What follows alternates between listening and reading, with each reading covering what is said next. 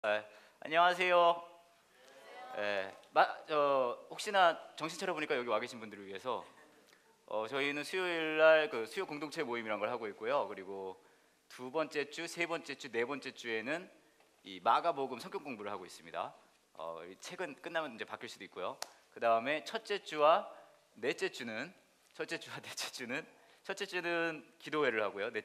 다섯 번째 주가 가끔씩 있어요. 다섯 번째 주가 있을 때는 우리 교회 사역 이야기를 나누는 그런 시간을 갖고 있습니다. 오늘은 마가복음 네 번째 시간인데요. 그 강의안을 다 받으셨죠? 네, 감사합니다.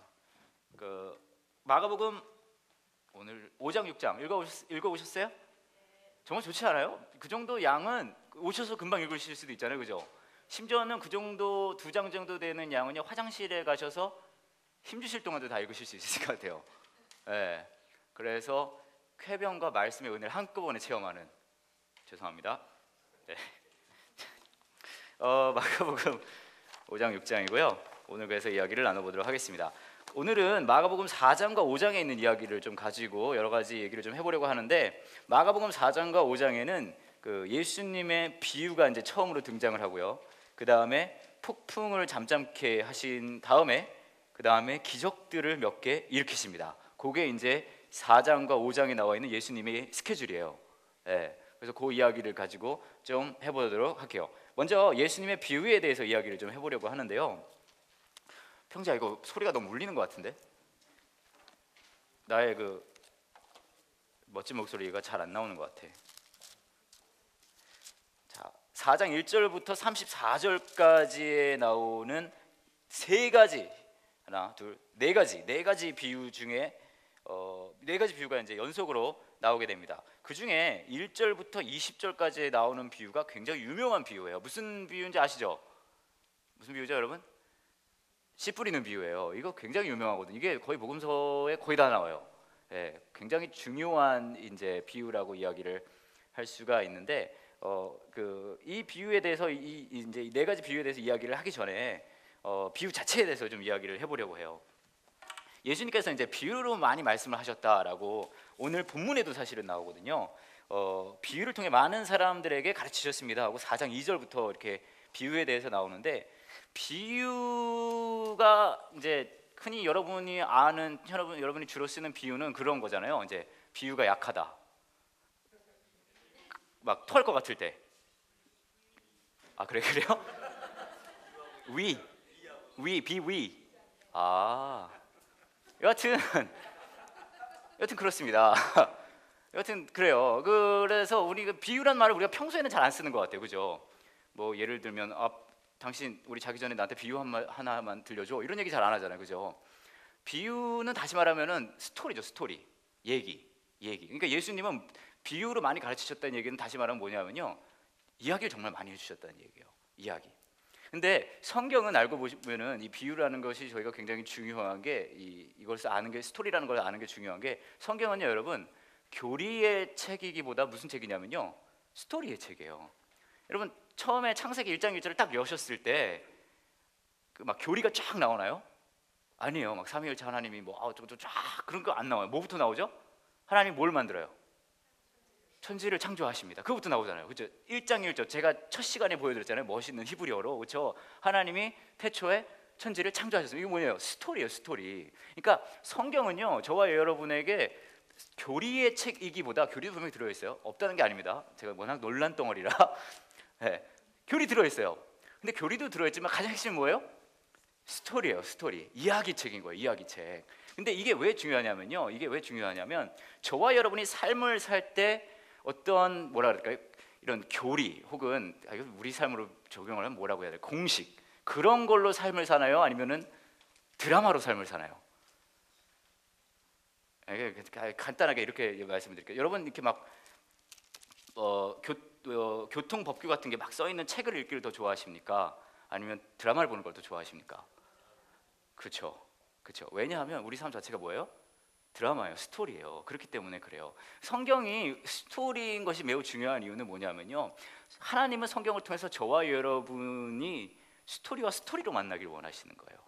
다시 말하면 하나님의, 이제 어려운 말로 하면 그걸 메타 내러티브라고 그러거든요. 하나님의 큰 스토리와 저와 여러분의 삶의 스토리가 만나는 그런 걸 원하신다는 거예요. 그러니까 저와 여러분이 어떤 교리를 달달달 외우면은 천국에 가는 게 아니라 우리의 삶의 스토리가 하나님의 그 메타 내러티브에 들어있다는 것을 실감했을 때 그때 우리가 그런 짜릿함, 뭐라 해야 될까요? 그 구원, 은혜 그런 걸 누릴 수 있다는 거예요. 그러니까 스토리인 것이 매우 중요하다는 거예요. 그 말은 다시 말하면 뭐가 있냐면요, 스토리의 목적은 지식이 아니라 마음의 변화라는 거예요.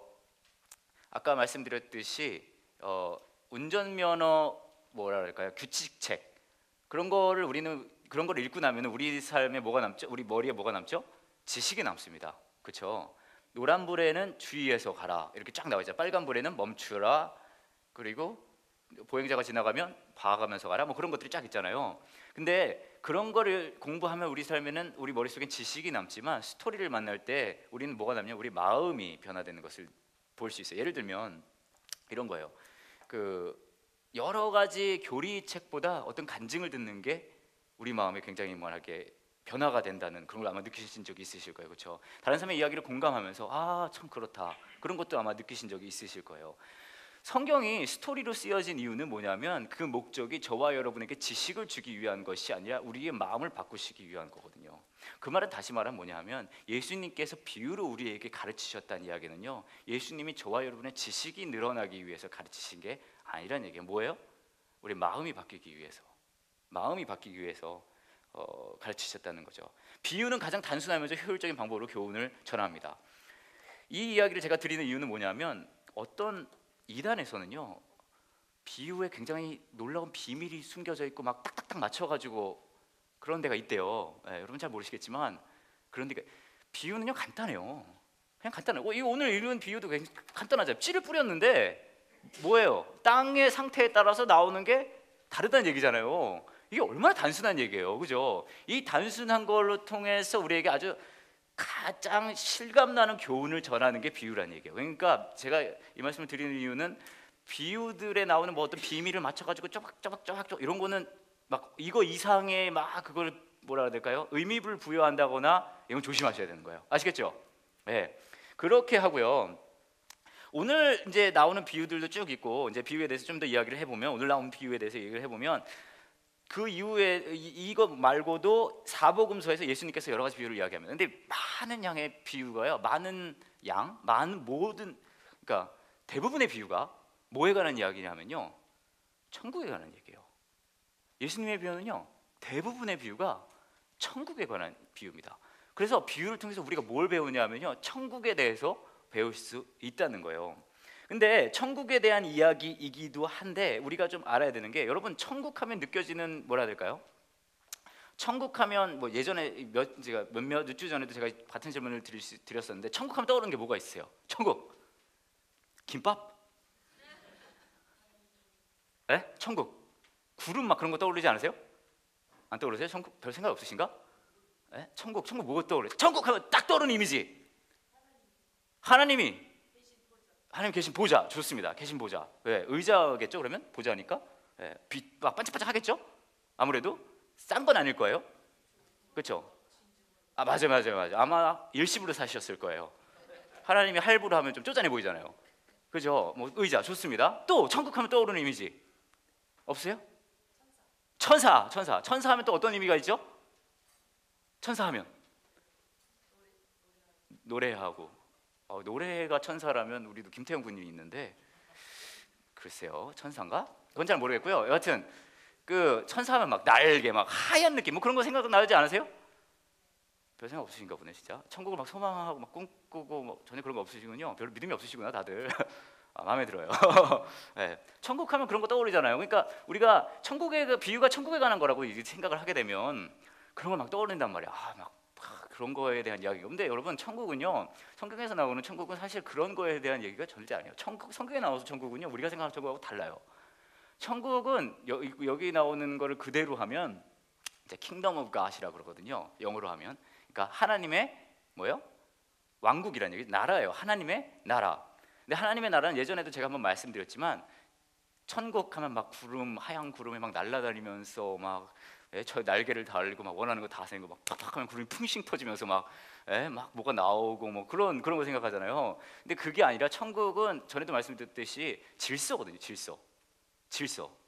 자, 질서는요 법칙이라는 거예요. 강제성이 있다는 거예요. 강제성을 질서라고 합니다. 그렇죠? 저번에 제가 말씀드렸죠. 강제성이 질서인데 그 강제성이 누구에 근거한 강제성이냐면 민주주의에 의거한 강제성도 아니고 내가 원하는 걸 모두 갖게 되는 그런 강제성도 아니고요. 뭐냐면 누구 마음대로 되는데요? 하나님 마음대로 되는 거예요. 그러니까 천국에 대해서 얘기를 하면 결국은 뭐냐면 천국 하면은 막 다 원하는 걸 다 이루고 그런 게 아니라 하나님의 질서예요. 하나님의 질서. 그렇다면 비유는 결국 뭘 가르치냐면요, 하나님의 질서를 가르쳐 주는 거예요. 이게 하나님의 방법이다. 이 이야기를 제가 몇 주 전에도 드린 적이 있습니다. 그렇죠? 천국에 대한 이야기, 하나님의 질서에 대한 이야기를 하고 있어요. 자, 그러면 좀 더 이야기를 해봐서 오늘 나오는 마가복음 4장에 나오는 이 비유 시리즈가 한 4개가 따닥따닥 붙어 있거든요. 이런 비슷한 장면이 또 어디서도 나오냐면요, 누가복음 15장인가? 에도 나와요. 거기에 뭐 나오는 가장 유명한 그게 비유가 뭐죠? 아닌가? 그 탕자의 비유가 누가복음 15장 맞나요? 틀릴 수도 있어요. 맞아요? 제가 마지막으로 공부했을 때는 15장이었는데 여기 옮겨 다니더라고요. 요즘이 또 이제 이사철이잖아요. 그죠? 탕자의 비유 나오잖아요. 그죠? 누가복음 15장. 진땀 났네요. 근데 탕자의 비유만 탁 하고 끝나는 게 아니라 또 그 다음에 뭐가 나오죠? 탕자의 비유가 마지막인가? 여하튼 그래요. 탕자의 비유가 마지막이에요. 그 앞에 또 나와요. 뭐가 나오죠? 돈 잃어버린. 그래서 돈을 잃어버려서 뭘 하죠? 청소를 한다 그러죠. 그죠? 저도 그래서 오늘 청소를 했거든요. 사무실을. 근데 돈은 나오지 않더라고요. 근데 그거 하고 또 뭐가 나오냐면 잃어버린 양에 대한. 근데 이런 비유가 딱딱딱 나올 때는 뭐가 있냐면요, 그거를 통해서 꼭 하고 싶은 얘기가 있는 거예요.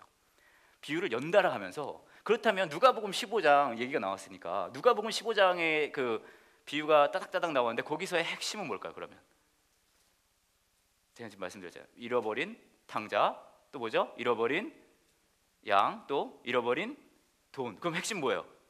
잃어버렸다. 그럼 어떻게 됐어요? 그냥 잃어버린데 돈 나요? 찾았다.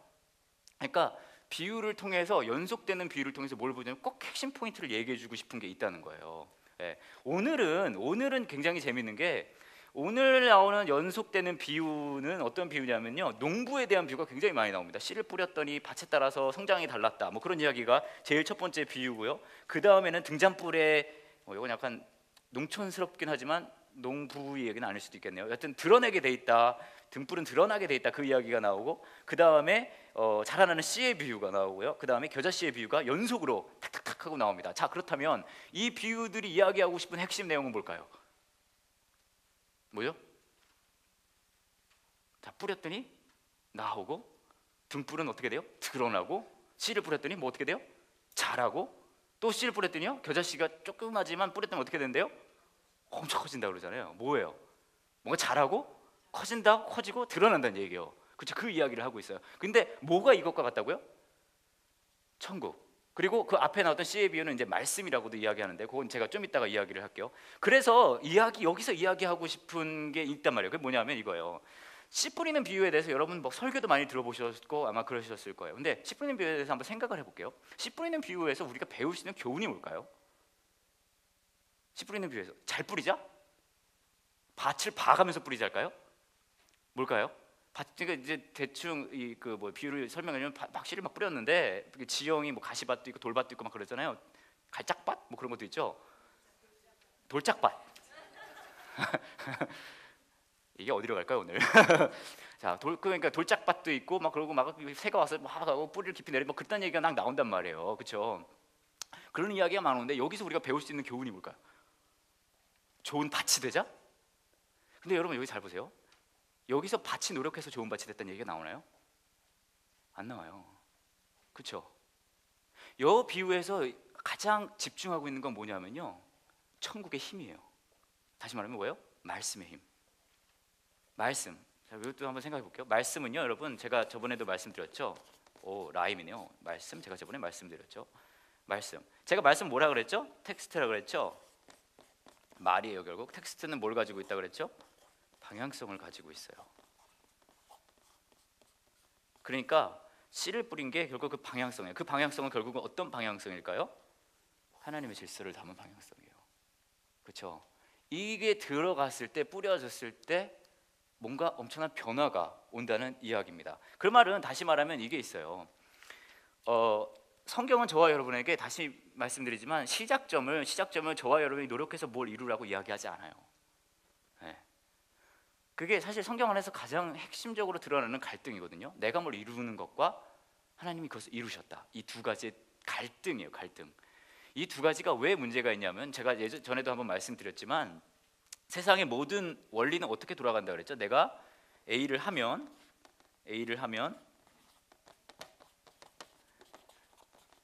B를 얻는다. 이거잖아요. 이게 모든 거의 원리예요. 그렇죠? 공부를 하면 성적을 잘 받는다. 예를 들면 버스 정류장에 나가 버스를 잡는다.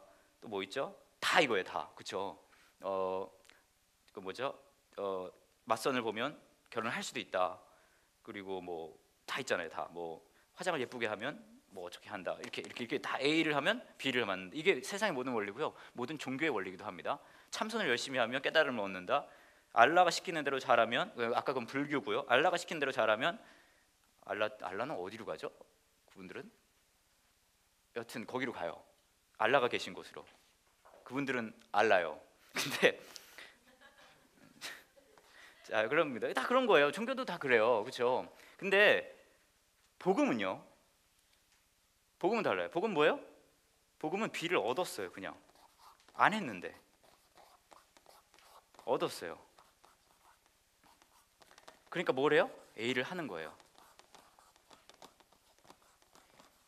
제가 이 미묘한 차이를 알려드릴게요. 자, 예를 들어서 복음이라는 것이 내가 무엇을 해서 얻는 거라고 쳐요. 천국을 내가 뭘 해서 간다고 쳐요. 예를 들어 천국 입학 시험을 간다거나 충분히 착하게 살았다거나 그렇게 해서 간다고 치면 천국이 저와 여러분에게 당연한 걸까요? 안 당연한 걸까요? 당연한 거예요. 그렇죠? 당연한 거예요. 근데 반대로 아무것도 안 했는데 천국에 간대요. 천국 구원을 받았다고 하죠. 구원을 받았어요. 그러면은 이 구원 받은 게 당연한 건가요? 안 당연한 건가요? 안 당연한 거예요. 이래서 이렇게 되면요 어떤 일이 일어나면 이거는 내가 B를 저 경제적으로 얘기하면 제가 경제 쪽도 좀 빠삭하거든요. B를 샀다고 표현할 수 있어요. 그렇죠? 내가 A를 했기 때문에 B를 산 거예요. 당연한 거죠. 내가 A를 했기 때문에 B를 산 거예요. 내가 착한 일을 했기 때문에 천국을 당연히 가는 거니까 천국 가는 걸 샀어요. 복음은 뭐냐면요 B를 그냥 받았어요. 그럼 이걸 샀다고 표현하나요? 아니에요. 뭐라고 표현하죠? 빚졌다라고 표현합니다. 그렇죠? 빚진 거예요. 이 빚졌다는 표현을요 성경에서 뭐라고 얘기하나요? 은혜라고 해요. 은혜. 근데 이게 왜 중요하냐면요 씨 뿌리는 비유는요 씨가 뿌려졌어요. 그냥 좋은 땅이 자기를 막 좋게 만든 다음에 이제 좋은 땅이라고 치고요. 좋은 땅이 막 자기를 풀어놓은 다음에 막 경쟁을 했나요? 내가 얼마나 좋은지 한번 보세요. 나한테만 뿌려주세요. 이렇게 했나요? 아니에요. 씨가 뿌려졌어요. 그렇죠? 씨가 뿌려졌어요. 그러니까 비를 그냥 얻은 거예요. 그렇죠? 근데 제가 말씀드리고 싶은 건 뭐냐면 이게 있는 거예요. 교회를 다니면서도 이 두 가지 사이에서 얼마나 갈등이 많은지 몰라요. 예를 들어 헌금을 했어요. 하나님 복을 주셔야죠. 주일 성수를 다 지켰습니다. 하나님께서 우리 애들 정도는 챙겨 주셔야죠. 하나님 내가 교회 일을 많이 했잖아요. 그럼 좀 해주셔야죠. 그죠? 근데 복음은요 철저하게 이런 원리가 아니에요. 복음은요 그냥 이거예요. 그냥 구원했다요. 그렇기 때문에 헌금도 하고 뭐하도 하는 거예요. 그런데 다 했는데도 이걸 어떻게 할 수가 없는 거예요. 이거에 비하면 아무것도 아닌 거예요. 그러니까 행복해요. 근데 이거는 아무리 해도 이게 안 와요. 그렇죠? 여러분 헌금한다고 다 잘 사십니까? 아니요. 혹시 그렇게 얘기하는 사람이 있으면 거짓말쟁입니다. 예. 여러분 안수기도 받는다 그거 다 되지 않아요. 예. 우리 뭐 그런 거 있잖아요. 막 금식기도 한다고 다 되는 것도 아니고요. 예. 다 그 꿈 깨세요. 예. 제가 좀 논란 덩어리긴 한데 안 돼요, 여러분. 안 될 거예요, 그거. 예, 막 실망 팍팍 되죠. 안 돼요. 뭐 해도 안 돼. 그러니까 어떻게 해요? 우울해요. 예. 그리고 뭐 하나님이 원망스럽고 이렇게 된단 말이에요. 근데 제가 드리고 싶은 건 이거예요. 씨 뿌리는 교회에서 알 수 있는 건 뭐냐면 천국의 원리란 말이에요. 천국의 원리는 뭐예요? 내가 뭘 해서 뭘 얻는 게 절대 아니에요. 이런 일은 절대 일어나지 않아요. 제가 뒤에서도 얘기를 하겠지만 뭐가 있냐면요, 성경에 제일 교리가 있어요. 성경에 나오는 제일 교리, 그게 뭔지 아세요? 세상은 네 마음대로 안 돼. 아, 얼마나 오묘합니까 이게. 이걸 깨닫는 게 너무 어려워요. 그렇죠? 왜 많은 사람들이 신앙을 갖지 못하는 줄 아세요? 이 교리를 깨닫지 못해서. 세상은 내 마음대로 되지 않는다. 이거를 깨닫는 다음에 두 번째가 더 어려워요. 뭔지 아세요? 이 세상은 하나님 마음대로 된다. 이것도 되게 어려워요. 예. 그 다음에 뭔지 아세요? 이 세상은 하나님 마음대로 되는데 그 하나님이 나를 사랑하신다. 여기까지 가면은 이제 좀 달라지는 거죠. 무슨 말인지 아시겠죠?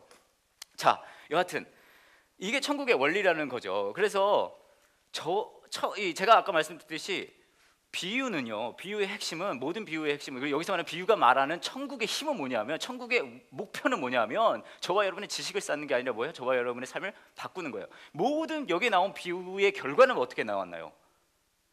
열매를 맺고 드러나고, 그렇죠? 그런 얘기가 막 나온단 말이에요. 그러니까 이 비유를 보고 천국의 원리가 이거구나라고 아는 건 뭐냐면, 이것을 얻었을 때, 이것을 깨달았을 때 내 삶이 이렇게 바뀔 수 있구나라는 것을 보여주는 거예요. 그것을 이 비유에서 이야기를 하고 있다는 거죠. 그러니까 세상의 원리를 반하는 역설의 힘이 이 비유 안에 있어요. 이 천국의 말도 안 되는 역설인 거죠. 모든 사람들이 이거를 하면 이게 될 거야 라고 얘기하는데, 천국은 뭐라고 이야기하냐면, 너는 구원을 얻었어. 이건 주어졌어. 하나님은 너를 무조건 사랑해. 그거를 들었을 때 그렇군요 라고 그 삶이 바뀔 수 있다는 이야기예요. 그 이야기를 하고 있습니다. 그래서 그 비유를, 이런 이야기를 하고 있다는 거를 이제 알아두시면 되겠고요. 그 다음에 넘어가서, 그 다음에 예수님께서요, 저 건너편에 가면서 배를 타고 가십니다. 배를 타고 가시는데 뭐가 일어나죠? 폭풍우가 일어납니다. 폭풍우가 일어나는데, 자, 이 폭풍우가 일어난 걸 예수님께서 잠잠케 하시거든요. 이 사건에서 우리가 또 알 수 있는, 좀 눈여겨봐야 될 게 뭐가 있는데, 이 세팅, 이 프레임을 좀 보셔야 될 게 뭐가 있냐면요, 이게 있어요. 폭풍우가 일어나고 나서 제자들, 이 기적의 핵심이 뭐냐면 두려움이 사실은 키워드예요. 두려움. 저와 여러분은요, 모두 두려워하는 뭔가를 가지고 있어요. 그렇죠? 여러분은 뭘 두려워하세요? 뭔가 있으실 거예요. 와이프를 두려워하는 사람도 있고요, 자녀를 두려워하는 사람, 시부모를 두려워하는 사람, 뭔가를 두려워해요. 불확실한 미래를 두려워하는 사람, 뭔가 두려워해요. 근데 두려움이라는 것에 대한 정의를 내릴 때 이렇게 이야기를 할 수 있어요. 두려움은 내가 제어할 수 없으나 나의 삶에 큰 영향력을 주는 어떤 것에 대한 느끼는 감정이에요. 그렇죠? 자, 이 두 가지가 중요합니다. 내가 제어할 수 없는 것, 그리고 또 뭐예요? 내 삶에 영향을 끼치는 거예요. 자, 내가 제어할 수 없다 하더라도 내 삶에 영향을 끼치는 것은 저는 두려워하지 않아요. 그렇죠? 여러분도 아마 그러실 거예요. 여기 있는 며느리분들의 시어머니를 저는 두려워하지 않아요. 왜요? 제 삶에 영향을 끼치지 않으니까요. 그렇죠? 제 삶에 영향을 끼친다 하더라도 제가 제어할 수 있다면 역시 두려워하지 않습니다. 제 딸 조아가 제 삶에 영향을 끼치긴 하지만 전 제 딸 조아를 두려워하지 않아요. 왜요? 저는 아직까지는 제 마음대로 할 수 있어요. 요즘 약간 제 손을 벗어나긴 하는데, 내가 제어할 수 없지만 나의 삶에 큰 영향력을 주는 그 어떤 것에 대한 감정이 두려움이에요. 그렇죠? 그렇기 때문에 저는 제 아내를 제일 두려워요. 여튼 이 두 가지가 성립이 되는데, 잘 보세요. 오늘도 이 비유도 보시면은요, 폭풍우가 일어납니다. 이게 딱 적나라한 예요. 왜? 뭐예요? 폭풍우를 여기 배 안에 있는 제자들이 제어할 수 있습니까? 없습니까? 없어요. 그렇지만 영향력을 받아요, 안 받아요? 받아요. 그러니까 두려운 거예요. 근데 이 상황이 저와 여러분에게는 어떤 걸 보여주냐면, 저와 여러분의 삶 속에서도 두려워하는 그 수많은 대상들을 보여준다는 거예요. 근데 여기서 이야기하고 싶은 건 뭐냐면 이거예요. 예수님이 여기서 보여주시는 기적은 두려움을 없애는 기적이 아니에요. 우리는 늘 뭔가를 두려워해요. 두려움은 없어지지 않아요. 대신 어떤 일이 일어나냐면 두려움의 대상이 바뀌는 거예요. 그러니까 예수님을 만나서 두려움이 없어지는 게 아니라 두려움의 대상이 바뀐다는 거죠. 오늘 마가복음의 이 부분의 이야기를 보시면은요, 38절인가 보시면은 이렇게 나오고 있습니다. 38절이 아니라 41절에 보면 이렇게 나와요. 제자들이 매우 두려워하여. 그러니까 잘 보세요. 지금 제자들이 매우 두려워하라고 얘기했을 때 폭풍과 멎었습니까? 계속 있습니까? 멎었어요. 근데 뭘 두려워할까요? 잘 보세요. 내가 제어할 수 없는데 나에게 큰 영향력을 끼치는 그 대상을 두려워하는 거예요. 근데 예수님이 행한 그 기적으로 인해서 어떤 일이 벌어졌냐면요, 제자들이 뭘 봤냐면 내가 두려워하는 그 대상보다 예수님이 더 무섭다는 거예요. 내가 두려워하는 대상보다 예수님이 더 무섭다는 거예요. 두렵다는 거예요. 두려움의 대상이 바뀌는 거예요. 그러니까 신앙생활이라는 거는요, 여러분, 두려움이 없어지는 게 아니라 두려움의 대상이 바뀌는 거예요. 무슨 말인지 아시겠죠? 두려움의 대상이 바뀌어요. 이게 왜 재미냐면요, 이게 있어요. 그 말은 다시 말하면 예수님을 내가 제어할 수 있다는 거예요, 없다는 거예요? 없다는 거예요. 예수님을 내가 제어할 수 있다면 예수님이 두렵겠습니까? 안 두렵겠습니까? 안 두렵죠. 그렇죠? 폭풍을 제어할 수 없는 내 삶에 큰 영향을 미쳤기 때문에 두려워했어요. 근데 예수님을 더 두려워해요. 그 말은 다시 말하면 뭐냐면 예수님은 더 제어할 수 없고 더 나에게 영향을 끼친다는 것을 안다는 거예요. 그러니까 무서운 거죠. 그러니까 두려워하는 거죠. 제어할 수 없다는 것을 우리가 어디서 볼 수 있냐면 여기서 얘기할 수 있는 거예요. 막 폭풍과 치고 있는데 제자들이 가서 얘기를 합니다. 뭐라고 얘기를 합니까? 38절에 보시면 이렇게 얘기해요. 선생님, 우리가 죽게 되었는데 돌아보지 아니하십니까? 뭐예요? 예수님 자기 마음대로 된다는 겁니까? 안 된다는 겁니까? 안 된다는 거죠. 예수님 자고 있어요. 그렇죠? 예수님이 여러분 생각해 보세요. 여러분이 제자라면 단번에, 여러분이 제자고 여러분이 예수님을 제어할 수 있다면 단번에 폭풍우를 잠잠케 했겠습니까? 좀 기다렸다가 주무시게 두고 했겠습니까? 어려운 질문이 아니에요? 간단해요. 폭풍. 자, 아주 간단해요. 여러분 지진 경험해 보셨어요 혹시? 안 해보셨죠, 지진? 저는 2번 경험해 봤어요, 미국에서. 2번 경험했는데 이게 되게 재밌는 얘기인데 97년도인가 한번 경험하고요, 2001년인가 한번 경험했어요. 97년도에는 제가 집에 있었거든요. 온 가족이 집에 있었는데 갑자기 막 흔들리기 시작해서 그게 거의 한 6.5 정도 됐어요. 네, 이게 대단한, 거의 막 이렇게 흔들려요. 아니 이게 지휘자만 보니까 여러분 전혀 안 무서워하시는 것 같은데 전체가 막 그렇게 흔들리는 거예요. 근데 그때 정말 재밌었던 게 뭐냐면 저희 집에 다 모여 있었는데 지진이 막 났거든요. 근데 저희 어머니가 나오시더니 이렇게 얘기하시는 거예요. 나 때문에 집이 흔들리는 것 같아.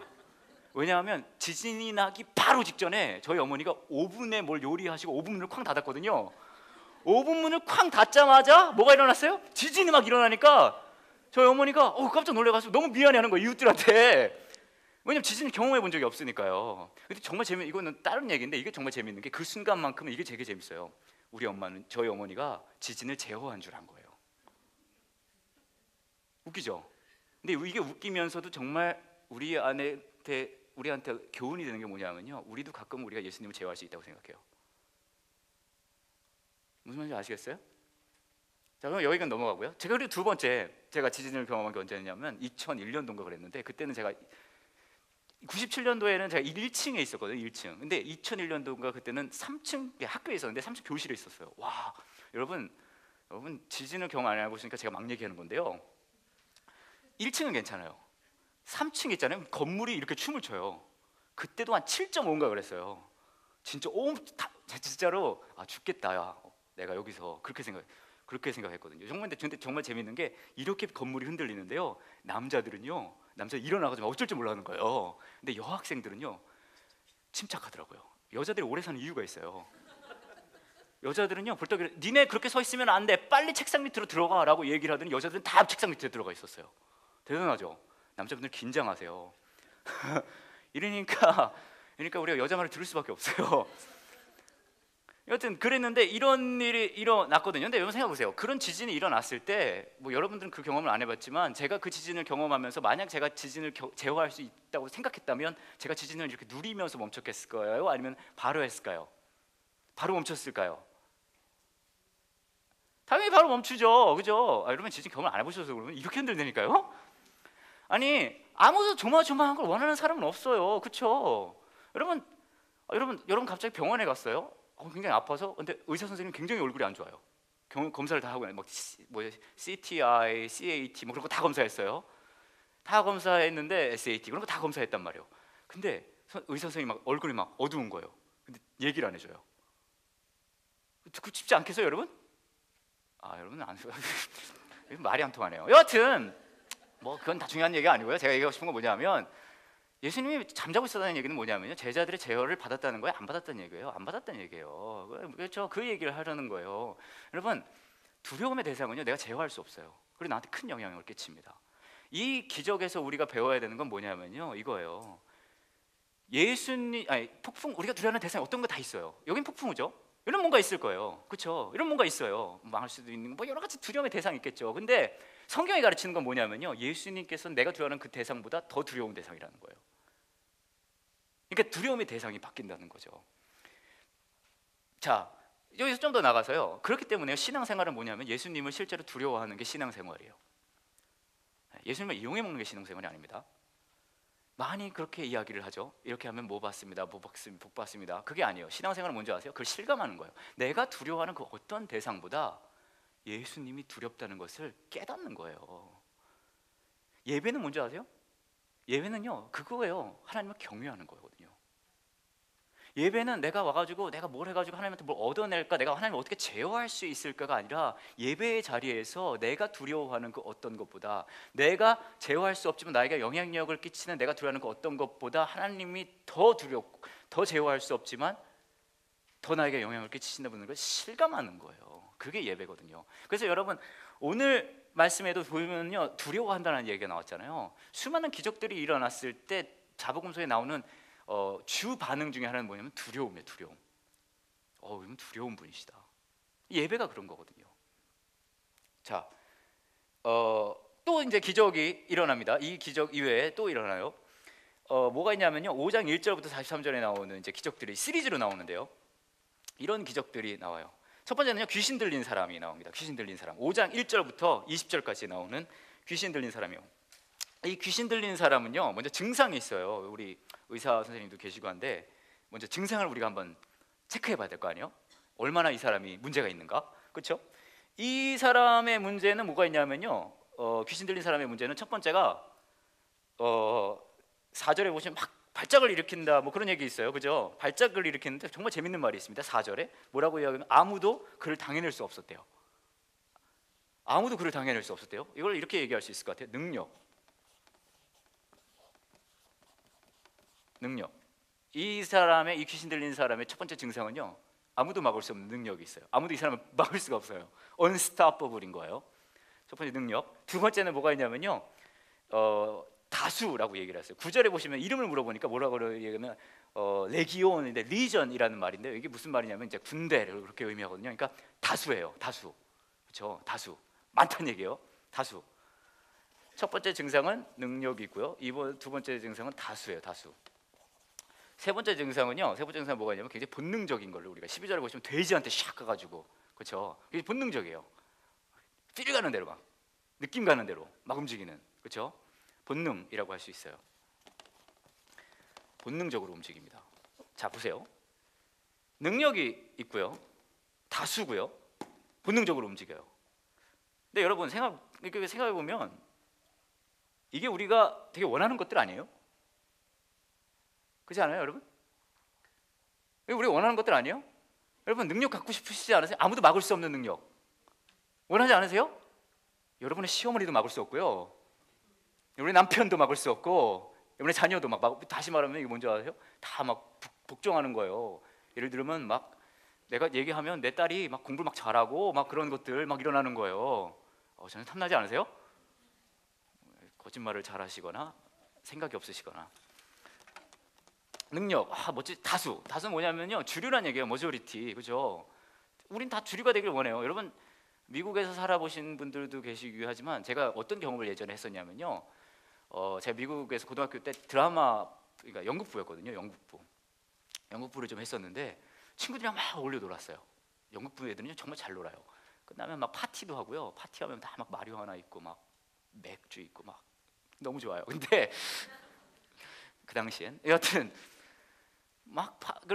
그 드라마 애들이랑 막 낄낄거리고 막 얼마나 끼들이 많은지 몰라요. 걔들은 막 웃고 떠들고 놀고 있었는데, 그 연극부 실은요, 분장실이거든요. 여러분, 분장실은요, 여기는 다 창문으로 이렇게 돼 있지만, 분장실은요, 여러분 주변이 다 뭘로 돼 있을까요? 거울로 돼 있잖아요. 제가 막 애들이랑 떠들고 놀다가, 너무 막 신나게 놀다가 거울을 힐끗 보고 큰 충격을 받았던 적이 있었어요. 왜 충격을 받았냐면요, 모두 하얀색인데 저만 색깔이 있더라고요. 깜짝 놀랐어요. 왜냐면 애들끼리만 놀고 있으면 제가 안 보이니까 그때는 전혀 그런 게 없었는데, 의식을 하지 않고 놀다가 문득 거울을 보니까 저만 색깔이 있고 다 색깔이 없는 거예요. 네. 잠시 제가 요한 목사님의 심정을 잠시. 근데 그때 되게 서럽더라고요. 아무도 나에게 구박을 한다거나 차별을 한다거나 그러지 않았는데 나만 다르다는 그런.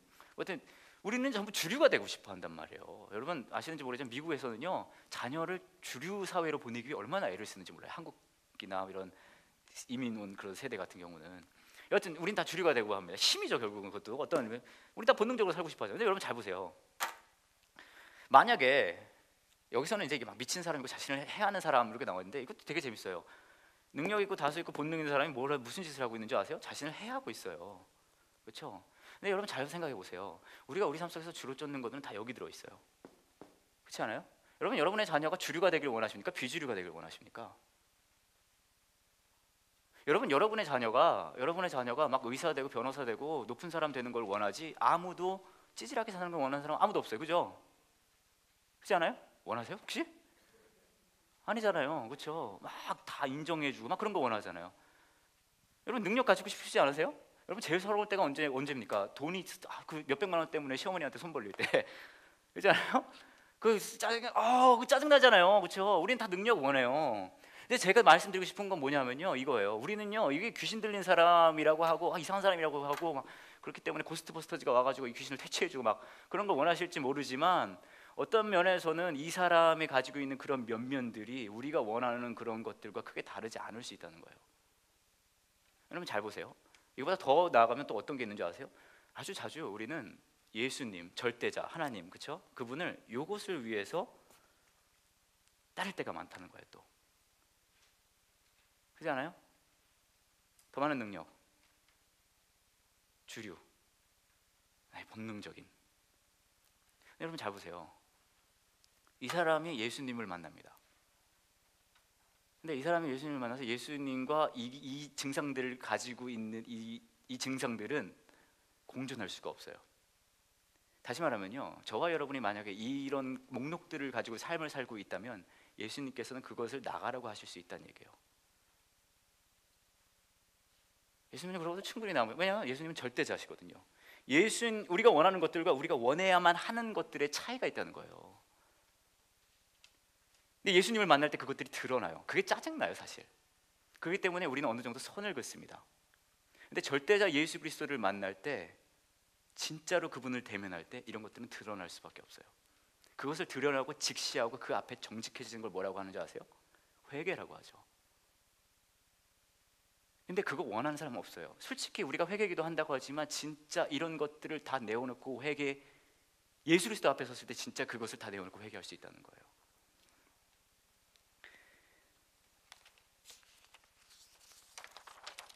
그래서 또 재밌는 게 있어요. 뭐가 있냐면 이게 있어요. 십자가의 역설이 있어요. 예수님께서 십자가에 못 박히셨을 때 예수님께서는 이것들 모두 거스르는 행동을 하신 거예요. 그렇죠? 예수님께서는 모두 막을 수 없다, 아무도 막을 수 없다는 게 이 사람이었는데, 예수님을 막을 수 있는 사람이 있었겠어요? 없었겠어요? 없었죠. 그렇죠? 모두 막을 수 없는 사람을 막은 사람이니까 정말 막을 수가 없겠죠. 근데 그분이 자신의 능력을 어떻게 해요? 포기합니다. 그렇죠? 리전, 다수, 군대, 이게 이름이었어, 이 귀신은. 근데 예수님께서는 이제 나중에 복음서에 그런 이야기도 나오죠. 뭐 천구천사 할 수 있잖아요, 그죠? 야 13 7대대 너네 대기해 이러면은 안 오겠어요? 천사 7대대, 그죠? 다 나올 거 아니에요. 근데 그것도 어떻게 하세요? 포기하세요. 본능도 역시 포기하십니다. 정말 아이러니한 건 뭐예요? 천국의 역설은 여기 있어요. 우리는요, 저와 여러분의 삶 속에서는 계속 이것을 찾는데, 우리가 생각하는 천국은 내가 원하는 거 다 누리고 막 그런 거 생각하잖아요. 근데 천국의 역설이 뭐가 있냐면, 천국의 역설은요, 이것을 다 버리는 데 있다는 거예요. 이게 천국의 역설이에요. 이게 십자가의 역설이에요. 예수님께서 이것을 다 포기했을 때 우리를 모두 얻으셨다고 성경은 이야기하고 있어요. 자, 또 갑니다. 그러고 나서 이제 다시 이쪽 편으로 건너오세요. 그 다음에 야이로라는 사람이 와가지고 얘기합니다. 우리 딸이 죽어가고 있어요. 예수님이 오시면 고쳐줄 수 있을 것 같습니다. 그러니까 예수님께서 쫙 하는데, 예수님 정도 되니까 뭐가 따라요? 팬클럽이 있어요. 그렇죠? 팬클럽이 막 쫓아오는, 예수 예수 우유 백화 예수, 그러면서 막 쫓아오는 거예요. 지금 우르르르 막 가고 있어요. 그리고 지금 딸이 죽어갑니까 안 죽어갑니까? 죽어가고 있습니다. 여기서 재미난 일이 일어나요. 막 예수님이 가고 있는데 혈루병이라는 병을 가진 여자가 와가지고 예수님을 만집니다. 그리고 이 병이 낫죠. 그렇죠? 근데 재밌는 건 뭐냐면, 뭐 그건 좀 이따 얘기하고, 그렇다면 우리가 이 혈루병 얘기를 좀 했으면, 이 여인 얘기를 좀 했으면 좋겠는데, 혈루병을 가진 이 여인의 이야기를 보면은 우리가 배울 수 있는 게 뭐가 있을까요? 예수님의 옷자락은 붙잡고 봐야 된다? 아니면은 뭐가 있을까요? 이 케이스에서 우리가 하나 알 수 있는 건 뭐냐면요, 이제 이걸 가지고 막 예수님을 붙잡으면 다 나았습니다. 뭐 예수님 뭐 손끝만 닿아도 합니다. 막 그러고서 막 이제 막 앞에 나와서 통성, 좋아요. 그걸 막 뭐라 그런 거 아니에요. 전 논란 덩어리긴 한데, 근데 여기 핵심은 뭐냐면요, 그게 아니에요. 여기 핵심은 뭔지 아세요? 이 여자의 마음은 이거예요. 이 힘이 누구한테 온다고요? 예수에게 온다는 거예요. 이 말은 다시 말하면요, 뭐냐면요, 힘의 근원이 누구한테 있다고요? 예수님한테 있다는 거예요. 근데 이걸 조금만 더 가면요, 이게 있어요. 힘의 근원이 예수님이라면 치료를 당연히 해주셔야 됩니까? 안 해주실 수 있다는 겁니까? 안 해줄 수도 있다는 거예요. 완전히 맡긴다는, 여기서 이게 있어요. 완전히 맡긴다는 거는요, 여러분, 이 사람이 내가 이거를 했을 때 당연히 나에게 해줘야 된다는 완전히 맡긴다가 아니에요, 여러분. 그렇죠? 완전히 맡긴다는 건 결과마저 맡긴다는 거거든요. 이 혈루병 앓던 여인의 가장 중심에는 뭐가 있냐면, 되든 안 되든 이분밖에 없다는 거예요. 되든 안 되든 이분밖에 없다. 그 절대성을 인정한 거거든요. 제가 저번 주인가 같은 얘기 말씀드린 게 있어요. 크리스찬 삶은요, 절대 겸손, 뭐예요? 절대 순종이에요. 이 절대 겸손은 뭔지 아세요? 이거거든요. 되든 안 되든 이분밖에 없다. 그럼 만질 수밖에 없는 거예요. 자, 여기까지 합니다. 그러고서 이제 넘어갑니다. 야이로의 딸이 등장합니다. 예수님께서 늦게 도착해서 예수님이 죽으셨습니다. 자, 여러분이 야이로라고 한번 생각을 해볼게요. 여러분이 야이로의 딸이 지금 죽어갑니다. 예수님께서 그 팬클럽을 몰고서 막 가고 있는데, 중간에 어떤 여자가 예수님을 멈추게 했어요. 그렇죠? 그리고 예수님이 그걸 좀 만졌다고 그걸 또 찌질하게 멈추서더니, 누가 날 만졌어? 이거 뭐예요, 이거? 예수님 정도 되면은 자, 내 힘이야, 다 가져가. 이 정도 돼야지, 그렇지 않아요, 여러분? 급이 그 정도 되면, 여하튼 누가 만졌어? 막 그리고 지체하고 갔더니 딸이 살아있습니까? 죽었습니까?